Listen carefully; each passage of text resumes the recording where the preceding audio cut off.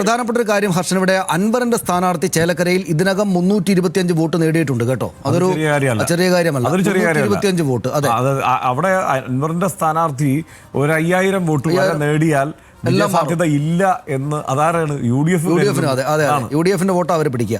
അതായത് ഇപ്പൊ ഇങ്ങനെയാണ്, ലീഡ് 1890 ചേലക്കരയിൽ.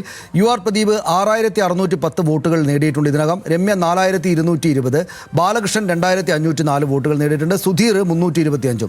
നമ്മൾ പ്രതീക്ഷിച്ച പോലെ തന്നെയാണ് കാര്യങ്ങൾ മുന്നോട്ട് പോകുന്നത്. ബാലകൃഷ്ണൻ 2504 വോട്ട് ഈ ഘട്ടത്തിൽ പിടിച്ചു എന്ന് വെച്ചാൽ നിസ്സാര കാര്യമല്ല ബി ജെ പിക്ക്. അവിടെ അവർ വിചാരിച്ച പോലെ വോട്ടർ അല്പം ഉയർത്താൻ അവർക്ക് സാധിക്കും എന്ന് വേണം കണക്കാക്കാൻ. സുധീർ പിടിച്ചിരിക്കുന്ന 325 എന്ന് വെച്ചാൽ ഈ ഘട്ടത്തിൽ അതൊരു നല്ല നമ്പറാണ് അൻവറിന്റെ സ്ഥാനാർത്ഥിക്ക്.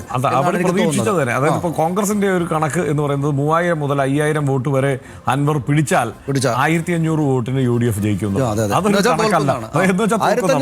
ആര് പറഞ്ഞു? അപ്പോൾ അവർക്ക് ജയത്തിൽ പ്രതീക്ഷയില്ല എന്നാണ് അതിനർത്ഥം. അത് നമ്മൾ പറയാൻ വേണ്ടി പറയുന്നതാണ് എന്ന് നമ്മൾ മനസ്സിലാക്കണം. എന്തായാലും അങ്ങനെയാണ് ഇപ്പോൾ മുന്നോട്ട് നിൽക്കുന്നത്. ചേലക്കരയിലാണ് കാര്യങ്ങൾ വേഗത്തിൽ അല്ലെങ്കിൽ ഒരു ടെൻഷൻ ഉണ്ടാക്കി മുന്നോട്ട് പോകുന്നത്. 1890 വോട്ടുകൾക്ക് മുന്നോട്ട് നിൽക്കുകയാണ്. എനിക്ക് തോന്നുന്നത് അല്പം വേഗത കുറവാണ് എല്ലായിടത്തു നിന്നും. ഒരുപക്ഷെ നമ്മുടെ ജിജ്ഞാസ കൊണ്ട് തോന്നുന്നതായിരിക്കാം.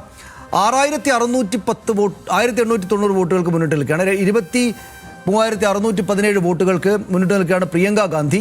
1116 വോട്ടുകൾക്ക് മുന്നിട്ട് നിൽക്കുകയാണ് സി കൃഷ്ണകുമാർ പാലക്കാട് നിന്ന്. പ്രസാദ് ചേരും. പ്രസാദ്,